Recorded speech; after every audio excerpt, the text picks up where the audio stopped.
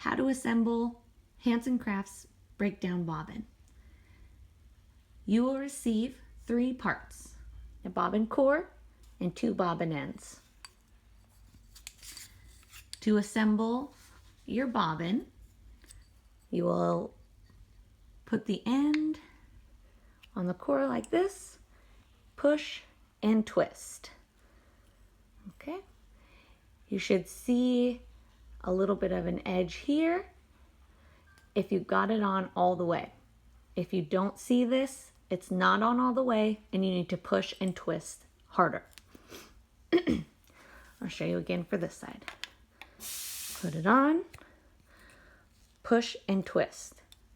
So here's an edge here, okay? And there's no space in between the core and the bobbin end there. All right, there you go.